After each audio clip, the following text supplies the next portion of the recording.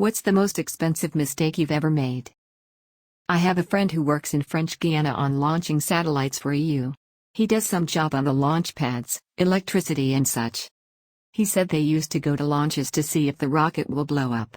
It did the first time they decided not to go. I guess it was this one.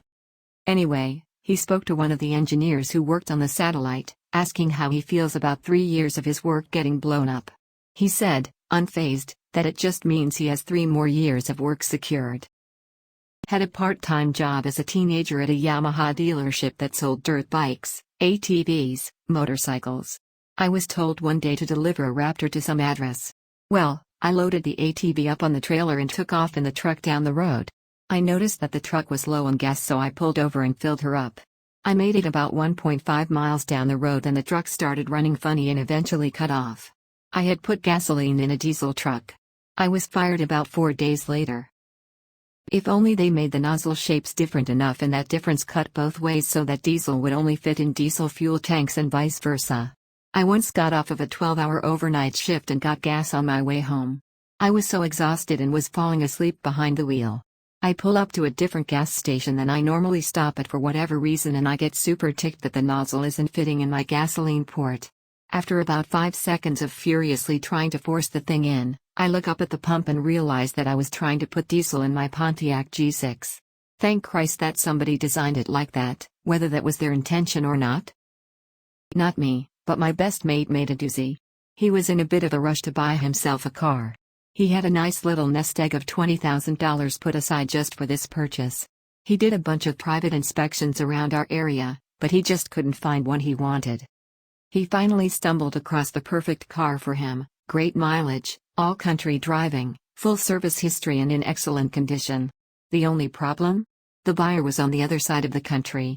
For whatever reason, my mate decided to contact the dude and organize the purchase. After the money transferred, the ad disappeared and so did the car owner. I just have no idea what was going through my mate's head. It has been 5 years and they never caught the fraudster, and my friend never got his $20K back.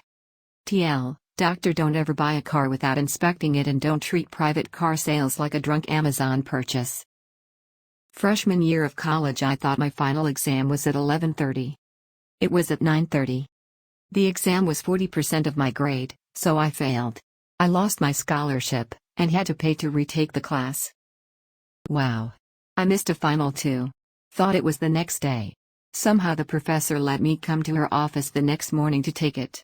I think she only docked me 2/3 of a letter grade, which in retrospect was pretty amazing. I actually forgot about this for 15 years until I read your post. Haha, my first quarter in college I slept through 80% of a chem midterm.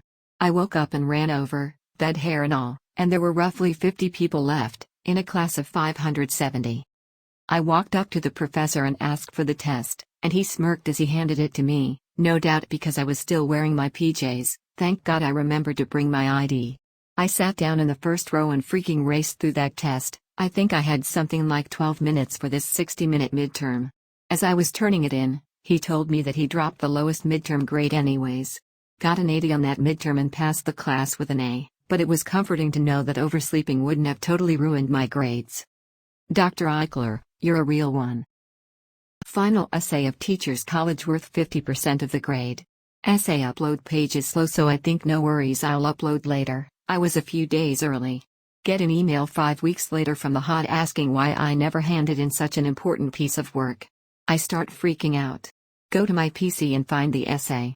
Before opening, I have a spark of panic brilliance, screenshot the last modified date. Sure enough, it was 3 days before it was due. Submit my evidence with a groveling apology. Accepted and no docked grades. The HOD even wrote me a letter of recommendation that helped me land my first job post-uni. What a G. I paid several $1,000s to have the backyard fenced in. 2 months after the job was complete and paid for, a neighbor complained that the fencing was about 2 inches onto his property and that it had to be removed, even though the fencing contractor said it had been done strictly according to a survey he had procured. Turned out the neighbor was correct. By the time it was determined, the fencing contractor had gone out of business. Jesus, if I were your neighbor, I would have let you have the 2 inches to have a sweet fence between us. Adverse possession. If you don't bring it up when you notice it and leave it for long enough, You might end up giving that 2 inches to your neighbor permanently. Maybe an additional 6 inches to a foot in some places, depending on how far back from the property line a fence is supposed to be. It might not seem worth it for 2 inches, but losing part of your property because your neighbor's contractor freaked up is not nice either.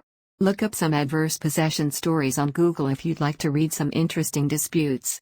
People have lost whole plots of land, been forced to allow roadways to cut across their property, all sorts of things.